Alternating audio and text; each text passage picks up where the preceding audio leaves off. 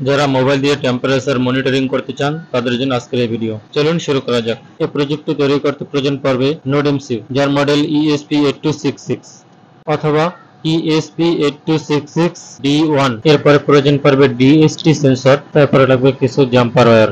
এবার যাব কম্পিউটার স্ক্রিনে। চলে আসলাম কম্পিউটার স্ক্রিনে। আমরা এবার এখান থেকে যাব ব্রাউজারে। আপনারা যে কোনো ব্রাউজারে যেতে পারেন। এবার এখানে সার্চ করবেন ব্লিঙ্ক লিখে, blink.io লিখে এন্টার করে দেবেন। তারপর এখান থেকে স্টার্ট ফ্রিতে ক্লিক দিয়ে দেবেন। এরকম পেজ আসলে আপনাদের যদি এই ব্লিঙ্ক অ্যাকাউন্ট আগে করা না থাকে, সেক্ষেত্রে আপনারা এই যে সাইন আপ, এখানে ইমেল দিয়ে এগ্রিতে দিয়ে তারপর সাইন আপ করে দিবেন। আর যদি আপনাদের আগে অ্যাকাউন্ট করা থাকে, সেক্ষেত্রে এখানে ব্যাক টু লগ ইন, এই লগ ইনের উপরে ক্লিক দিবেন। যেহেতু আমার অ্যাকাউন্ট করা আছে, তাই আমি লগ ইনের উপরে ক্লিক দিলাম। তারপর এখানে আমার যে জিমেলটা আছে, আমি সেই জিমেলটা এখানে বসাই দিব এবং নিচে আমি পাসওয়ার্ডটা বসাই দেব। ওকে, পাসওয়ার্ড দেওয়া হয়ে গেছে। এবার আমি লগইনে ক্লিক দিলাম। তো দেখেন আমার অ্যাকাউন্টে লগইন হয়ে গেছে। তো আপনাদের যদি আগে কোনো টেমপ্লেট করা থাকে, সেক্ষেত্রে এখানে এই টেমপ্লেট অপশনটা শো করবে না। সেক্ষেত্রে আপনাদের দিতে হবে যে ডেভেলপ ভার্সন, এখানে ক্লিক দিতে হবে। দিলে এখানে দেখবেন এই সেম নিউ টেমপ্লেট এখানে শো করবে। আর যদি আগে আপনাদের টেমপ্লেট করা থেকে থাকে বা ডিভাইস অ্যাড করা থেকে থাকে, তখন এখানে শো করবে, ডিভাইসগুলো এখানে শো করবে। আমার এখানে যেহেতু টেমপ্লেটও নাই, ডিভাইসও নাই, তাই এখানে নিউ টেমপ্লেট শো করতেছে। তো আমি আবার এই ডেভেলপার জোনে গেলাম, এখান থেকে নিউ টেমপ্লেটে ক্লিক দিব। তারপরে এখানে একটি নাম দিয়ে দিব। তো আমি এখানে নাম দিয়ে দিব টেম্পারেচার লিখলাম। টেম্পারেচার লেখার পরে এখানে হার্ডওয়্যার সিলেক্ট করতে হবে। যেহেতু আমাদের ESP8266 মডিউল, সেক্ষেত্রে আমরা এটা সিলেক্ট করে দিব। দেওয়ার পরে এখানে ওয়াইফাই আছে, এই ওয়াইফাই থাকবে। তারপরে এখান থেকে আমি ডানে দিয়ে দিলাম। আপনারা চাইলে ডিসক্রিপশন লিখতে পারেন, না লিখলে চলবে। আমি এখানে ডানে দিয়ে দিলাম। তো আমাদের একটি টেমপ্লেট রেডি হয়ে গেছে। তো এবার আমরা এই টেমপ্লেটের ভিতরে কিছু কাজ করব। আমরা এখানে কাজ করব, এই জন্য আমাদের যেতে হবে ডাটা স্ট্রিমে। আমি এখানে ডাটা স্ট্রিমে গেলাম। তারপর এখান থেকে নিউ ডাটা স্ট্রিম, তারপরে ভার্চুয়াল পেন। তারপরে এখানে আমরা নাম দিয়ে দেবো একটা। আমি এখানে দিয়ে দেবো টেম্পারেচার। টেম্পারেচার হয়ে গেলে আমরা এবার এখান থেকে দেব V1 সিলেক্ট করে। তারপরে এখান থেকে আমাদের আর কিছু ডিফারেন্স, আচ্ছা, এখানে দিয়ে দেবো আমরা 1 আছে, আমরা 00 দিয়ে দিলাম। মানে এখানে থাকবে 100, এখানে থাকবে 0। তারপর এখান থেকে ক্রিয়েট দিয়ে দেবো। সেম ভাবে আমরা আরো একটা ক্রিয়েট করব। এখানে নাম দিব হিউমিডিফায়ার। আচ্ছা, এখানে দিয়ে দিলাম হিউমিডিফায়ার। তারপর এখানে পিন দিব 2, V2 দিয়ে, তারপর এখানে 100, আর বাকি সব কিছু ঠিক থাকবে। তারপর এখান থেকে ক্রিয়েট ক্লিক দিয়ে দেবো। তো আমাদের দুইটি ভার্চুয়াল পিন এখান থেকে নেওয়া হয়ে গেছে। আবার এবার আমরা এখান থেকে সেভে দিয়ে দিব। এখন আপনি যদি এই কম্পিউটারের মাধ্যমে যদি দেখতে চান যে তাপমাত্রা কত আছে ঘরের, সেক্ষেত্রে এখানে এই যে ওয়েব ড্যাশবোর্ড, এখানে ক্লিক দিবেন। আর যদি আপনারা কম্পিউটারে না দেখতে চান, যদি চান না মোবাইলে দেখবেন, সেক্ষেত্রে আপনারা এটা স্কিপ করতে পারেন। তো এখানে আমি যেহেতু সেভ দিয়ে দিয়েছিলাম, সেক্ষেত্রে এই জন্য আবার এডিট দিতে হবে। আমি আবার এডিট ক্লিক দিলাম। তারপর এখান থেকে এবার আমরা নিয়ে নেব, একটু স্ক্রল করার পর এই যে ওয়েস্ট, এইটা নিয়ে নিব, দুইটা নিব। আমাদের দুইটা নেওয়া হয়ে গেছে। এবার আমরা এখান থেকে যাব সেটিংসে। সেটিংস থেকে আপনারা একটি নাম দিলেও দিতে পারেন, না দিলে পরে দেওয়া যাবে, সমস্যা নাই। আমি এখান থেকে টেম্পারেচার দিয়ে দিলাম। তারপরে সেভে দিয়ে দিলাম। তারপরে 2 নাম্বারটা গেলাম। 2 নাম্বারটা যাওয়ার পরে এখান থেকে আমি ভার্চুয়াল পিন 2 হিউমিডিফায়ার এটা দিয়ে তারপরে সেভে দিয়ে দিলাম। তো আমাদের দুইটা ভার্চুয়াল পিন নেওয়া হয়ে গেছে। এখানে কাজ মোটামুটি শেষ। আমরা এবার এখান থেকে একটি কোড নিতে হবে। তো আমি আগে সেভ দিয়ে নিই। সেভ দেওয়ার পরে এবার আমাদের যেতে হবে ডিভাইসে। এখান থেকে ডিভাইসে যেতে হবে। ডিভাইসে যাওয়ার পর এখান থেকে প্লাস নিউ ডিভাইস, এখানে ক্লিক দিব। তারপরে ফরম টেমপ্লেট, এখানে ক্লিক দিব। তারপরে এখানে মাউসের লেফট বাটন ক্লিক করার সাথে সাথে দেখবেন এখানে একটি নাম শো করতেছে, কারণ আমাদের একটি মাত্র টেমপ্লেট ক্রিয়েট করা, তাই একটি শো করছে। যদি আরও থাকতো তাহলে এখানে আরও দেখা যেত। তো আমি এটার উপরে ক্লিক দিলাম। দেওয়ার পরে এখান থেকে ক্রিয়েটে ক্লিক দিলাম। তো দেখেন আমাদের টেমপ্লেট মানে আমাদের ডিভাইসটা অ্যাড হয়ে গেছে। এখানে পুরো ওয়াচ টোকেন, ডিভাইস নেম, তারপরে টেমপ্লেট আইডি পুরোপুরি শো করছে। তো আমি এখানে যদি যে কোনো এই ব্ল্যাকের ভিতরে যে কোনো জায়গায় যদি একটি ক্লিক করি লেফট বাটন, তো সেক্ষেত্রে কিন্তু আমাদের এই কোডটা কপি হয়ে যাইতেছে। তো আমাদের এখানে কপি হয়ে গেছে। এবার আমরা আমাদের যে কোডটা আছে সেই কোডটা রান করব। তো এই জন্য আমরা কোডটা রেখেছি। তো এই হলো আমাদের কোড, টেম্পারেচার মনিটরিং নামে এই কোডটা এখান থেকে ওপেন করব। তো আমাদের কোডটি ওপেন হয়ে গেছে। এবার এখানে কিছু কাজ আছে। কাজটা হলো সর্বপ্রথম আমরা যে কোডটা কপি করেছিলাম সেই কোডটা এখানে পেস্ট করব। তো এখানে দেখেন টেমপ্লেট আইডি, টেমপ্লেট নেম এবং ওয়াচ টোকেন এই তিনটে জিনিস চাইছে। আমি এখানে সম্পূর্ণটা কপি করব, এই হ্যাশ থেকে সম্পূর্ণটা কপি করব, মানে মার্ক করব। মার্ক করার পরে এখানে পেস্ট করে দেব। যেহেতু আমি কপি করেছি তো এখানে কন্ট্রোল ভি দিয়ে পেস্ট করে দেব। তো দেখেন আমাদের এই কোডটা কিন্তু এখানে চলে আসছে। তারপরে এখানে আমাদের আরও কিছু কাজ আছে। যেমন এখানে যে ইনক্লুড লেখা আছে, এই লেখাগুলোর যে লাইব্রেরিগুলো আছে সেই লাইব্রেরিগুলো অ্যাড করতে হবে। যেমন এই যে ডিএসটি, এই ডিএসটির একটি লাইব্রেরি আছে। লাইব্রেরিগুলো আপনি কোথায় পাবেন? সেই লাইব্রেরিগুলো কয়েকভাবে আনা যায়। যেমন আমি যদি এখান থেকে স্কেচে যাই, স্কেচ থেকে এই যে ইনক্লুড লাইব্রেরি, এখান থেকে এই যে ম্যানেজ লাইব্রেরি এখানে ক্লিক দিব। তারপরে এখানে সার্চ দেব ডিএসটি লিখে, ডিএসটি 11 লিখে এন্টার করে দিব। তো এখানে ডিএসটি সেন্সরের যতগুলো লাইব্রেরি আছে সেগুলো শো করবে। তো আপনারা আপনাদের কাঙ্ক্ষিত সেই লাইব্রেরিটা এখান থেকে অ্যাড করে নেবেন। তো এই হলো সেই লাইব্রেরিটা, ডিএসটি সেন্সর লাইব্রেরি। এই লাইব্রেরিটা এখানে ইনস্টল লেখা আসবে, এরকম ইনস্টল করে নেবেন। তো এরকমভাবে এখানে যতগুলো লাইব্রেরি আছে সবগুলো এক এক করে সার্চ দিবেন। যেই লাইব্রেরিটা এখানে শো করবে না, পাওয়া যাবে না, সেই লাইব্রেরিটা কোথায় পাবেন সম্পূর্ণটা মার্ক করবেন। মার্ক করে কন্ট্রোল সি দিয়ে কপি করবেন। কপি করার পরে আবার যাবেন ব্রাউজারে, ব্রাউজার থেকে এখানে সার্চ বারে এটা পেস্ট করে দিবেন। পেস্ট করার পরে এন্টার করে দিবেন। তো দেখেন এখানে গিটহাবের যে একটি লাইব্রেরি শো করতেছে, লাইব্রেরি মাস্টার। তো এখানে আমি ক্লিক দিয়ে দিলাম প্রথম লিঙ্কে। তারপর এইখানে একটি বড় লাইব্রেরি শো করছে। এই লাইব্রেরিটা আপনি এখান থেকে ডাউনলোড করে নেবেন। এখানে ডাউনলোড বাটন ক্লিক করলাম। তো দেখেন এটা কিন্তু জিপ ফাইল না, এটা জাস্ট একটি জিপ ফাইল ছাড়া আনজিপ ফাইল। তো এই জিপ ফাইলগুলো অ্যাড করতে হলে ভিন্নভাবে অ্যাড করতে হয়, আর যদি জিপ ফাইল হয় সেক্ষেত্রে আলাদা। আমি দুটোই দেখিয়ে দিতেছি। যদি এই ফাইলটা হয় সেক্ষেত্রে আপনাদের ডাউনলোড করার পরে ওই ফাইলটাকে এই যে কোডটা, মেন যে কোড, এই মেন কোডের এইখানে পেস্ট করে দিতে হবে। হ্যাঁ, এইটার নিচে থাকবে, তাহলে এটা এই কোডের ভিতরে অ্যাড হয়ে যাবে। আর যদি জিপ ফাইল হয় সেক্ষেত্রে আমি আবারও দেখিয়ে দিই। জিপ ফাইল, এখানে আমি জিপ ফাইল লিখে সার্চ করলাম।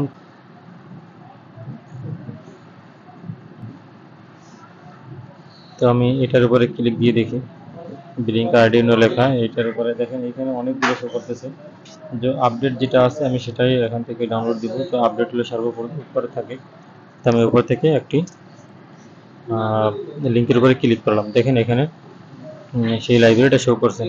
তো এই লাইব্রেরিটা আপনারা এখান থেকে ডাউনলোড দিয়ে নেবেন। তো আমার ডাউনলোড করাই আছে, তো আমি দেখিয়ে দিই।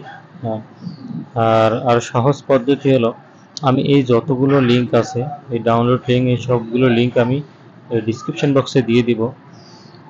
সেখান থেকে আপনারা দেখে দেখে কিন্তু সবগুলো ডাউনলোড করতে পারবেন।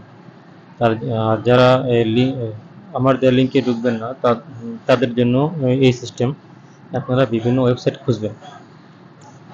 সহজ মাধ্যম এটাই। যদি আমার লিঙ্ক না পান, খুঁজে না পান, বা লিঙ্ক কাজ করতেছে না, সেক্ষেত্রে এইভাবে আলাদা আলাদাভাবে সার্চ করে তারপরে পেয়ে যাবেন। তো এবার দেখেন আমি এই লাইব্রেরিটা অ্যাড করি। তো এই জন্য আমরা আবার এখানে আসবো, আর্ডিনো আইডি সফটওয়্যারে আসবো। এবার আসার পরে এবার যেহেতু আমরা জিপ ফাইল ডাউনলোড করছি, সেই জিপ ফাইলটা এখানে অ্যাড করবো কীভাবে? যাবো স্কেচে, স্কেচ থেকে ইনক্লুড লাইব্রেরি, তারপর এখান থেকে অ্যাড জিপ লাইব্রেরি,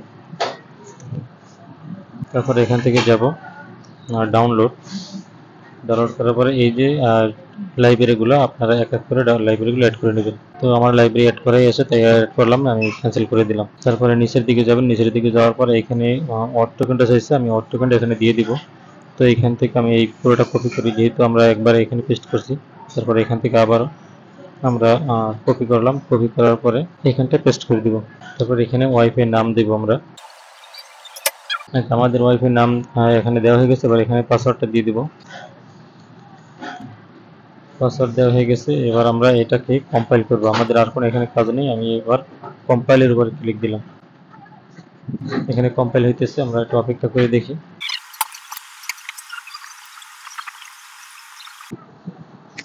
তো এখানে কম্পাইল কমপ্লিট হয়ে গেছে, এবার আমরা এই সম্পূর্ণ কোডটাকে আমরা আপলোড করে দিব আমাদের নোডএমসিওতে। তো আমি নোডএমসিওটা আমাদের কম্পিউটারের সাথে কানেক্টেড করি। কানেক্টেড করার আগে আমি আপনাদের আরেকটা দেখাই, যে এখানে তো আপলোড করার আগে আমাদের আরেকটু বিষয় দেখানোর আছে, সেটা হলো টুলস থেকে। এবার আমরা যদি একটু পোর্টের দিকে তাকাই, দেখেন পোর্ট থেকে শুধু একটা পোর্ট শো করতেছে, কম থ্রি। তো আমরা এবারে একটি পোর্টের সাথে আমরা নোডএমসিটা কানেক্ট করব, দেখবো এখানে পোর্ট আর একটা শো করে কিনা। তো পোর্টের সাথে কানেক্টেড করেছি। এবার আমরা টুলস থেকে আবার যাব কম পোর্টে যাওয়ার পরে দেখেন এখানে আরও একটি পোর্ট শো করতেছে, কমপোর্ট 3। আমরা সেই কমপোর্ট 3-এর উপরে ক্লিক দেবো, যেহেতু নিচে যেটা আছে সেটাই আমরা সিলেক্ট করে দিব। কমপোর্ট 3-তে আমরা এটা সিলেক্ট করে দিলাম। এখানে তেমন আর কোনো কাজ নেই। তো যারা এই যে আর্ডিনো আইডি সফটওয়্যারটা যারা আগে কখনো ইউজ করেন না, তাদের জন্য আরেকটু কাজ আছে। সেই কাজটা হলো আপনারা এখান থেকে যখন ফাইল থেকে যাবেন, এই যে প্রিফারেন্সের উপরে ক্লিক দিবেন। তারপরে এখানে দেখেন একটি লিঙ্ক আছে, এই লিঙ্কটা আমি ডিসক্রিপশন বক্সে দিয়ে দেবো, এটা এখানে দিয়ে নেবেন। তা না হলে কিন্তু আপনারা এটা এই আর্ডিনো সফটওয়্যারে কোনো কাজে আসবে না, আপনারা সকল ফাইলগুলো পাবেন না। টুলসে যাবেন, টুলস থেকে এখান থেকে যাবেন বোর্ড থেকে আপনাদের বোর্ডটি কিন্তু এখান থেকে এই ম্যানেজ থেকে আপনাদের বোর্ডটা কিন্তু খুঁজে বের করতে হবে। এই বোর্ড খুঁজে বের করার আগে অবশ্যই আপনারা এই লিঙ্কটা কিন্তু এখানে দিয়ে নেবেন। এই যে ফাইলের ভিতরে প্রিফারেন্সের ভিতরে এই লিঙ্কটা দিয়ে নেবেন। এই লিঙ্কটা না দিলে কিন্তু এই সকল টুলস কিন্তু মানে এই যে ইয়াগুলো কিন্তু বোর্ডগুলো খুঁজে পাবেন না। এই যে এই বোর্ড থেকে ম্যানেজ বোর্ড থেকে এখানে আপনারা এই বোর্ডটা খুঁজে বের করবেন, ES8266। দেখেন এখানে কিন্তু বোর্ডটা শো করতেছে, এটা ডাউনলোড দিয়ে নেবেন। এবার আমাদের যেহেতু এটা কম্পাইল হয়ে গেছে, আমরা এবার আপলোড করে দিব। তো যেহেতু আমাদের কোডটা পেয়ে গেছে, তো আমাদের কোড যেহেতু পেয়ে গেছে, আমরা এবার এখান থেকে আপলোডে ক্লিক করব। তো এটা হলো আমাদের আপলোড বাটন, আমি আপলোড করে দিলাম।